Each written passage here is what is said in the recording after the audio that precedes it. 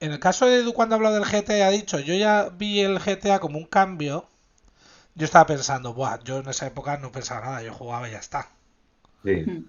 Pero entonces, que no sé si va del todo relacionado, pero ¿cuándo visteis la oportunidad de meteros en el mundo de los esports a nivel de abogados? Es decir, porque, o cómo fue la cosa, imagino que decidíais, os gustaría estudiar abogacía y os irían dirigiendo todo el entorno por lo normal, o como habéis contado, os dedicasteis a cosas más tradicionales, pero ¿en qué momento dijisteis vamos a abrir la rama o vamos a tocar el tema de esports e intentar Pues generar negocio ahí?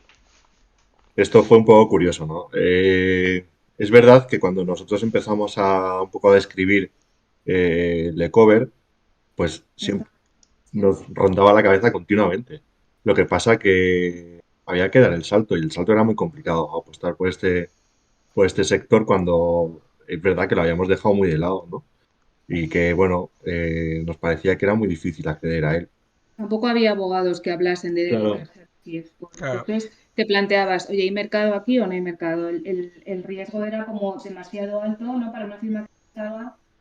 A lo mejor hubiese sido una, ¿cómo decirlo? A lo mejor hubiésemos ganado muchísimo centrándonos únicamente en eso, pero el riesgo era muy alto también decir, vamos a 100% a sector esports, una firma que nacía cuando no había abogados que hablasen de que hubiese necesidades legales en este sector, era complejo. Es verdad que lo teníamos en mente, pero era complicado. Era complicado. En esto que un muy amigo mío, que sí que estaba dentro del sector, no de los eSports, sino de los videojuegos, lo que pasa que pues abarcaba todo, también abarcaba eSport, eh, hace de todo, ¿no? Y nos presentó un problemón que le había surgido.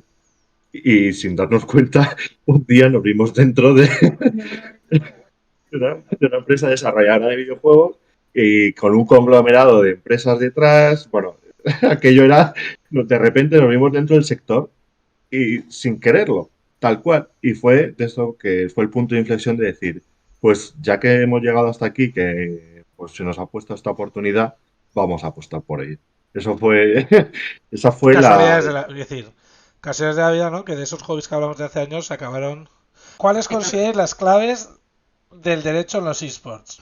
No sé, esta pregunta. por ir un poco, por qué decir, por sintetizar, por no poder estar aquí, pero yo qué sé, si, no sé cómo decirlo, que fuera la mítica pregunta que estuvieras dando clase en la facultad o así, y Sí. qué es lo, cuál es lo relevante de un abogado en el sector de los esports, ¿o ¿cómo lo veis? A ver, yo creo que bueno, yo creo y yo sé que lo vemos a diario, el fundamental en el sector de los eSports, el tema contractual, por ejemplo, no tenemos una ley específica para este sector. También es verdad que somos la opinión de que no hace falta tener leyes específicas para todo. O sea, no necesitamos una ley para los eSports, una ley para el fútbol, una ley para los bares, una ley para las floristerías. No hace falta. O sea, tenemos leyes que nos permiten poderlas aplicar Vaya ejemplo, lo a siento, me va a echar la risa. Las floristerías. que decía que eso tenemos normas en España que nos permiten poderlas aplicar a distintos modelos de negocio distintos, valga la redundancia, a, a distintos tipos de compañías, a mercados económicos, sectores económicos diferentes. Entonces es verdad que con las normas que tenemos podemos hacer muchísimo. De hecho, a día de hoy se está haciendo todo en el sector de los esports sin necesidad de que nos dicten Claro. nuevas normas. Sí es cierto que quizás las partes más esenciales en este sector son tema contractual porque se negocian muchísimos contratos, con sponsor, con los desarrolladores de los videojuegos, contratos de patrocinio, contratos de cesión de derechos de imagen, todo este tipo de contratos están a la Los orden propios del día. jugadores, también, claro. Los propios jugadores, ver los regímenes si son mercantiles, si son laborales, son trabajadores o no, todo este tipo de asuntos, la propiedad intelectual e industrial, el tema de las marcas, los derechos de imagen, todo este tipo de cosas, los derechos de propiedad intelectual de autor de los publishers, ¿no? Al final son los dueños del activo que se está utilizando pues para jugar, para competir y es la esencia realmente del Sí. sector, ¿no?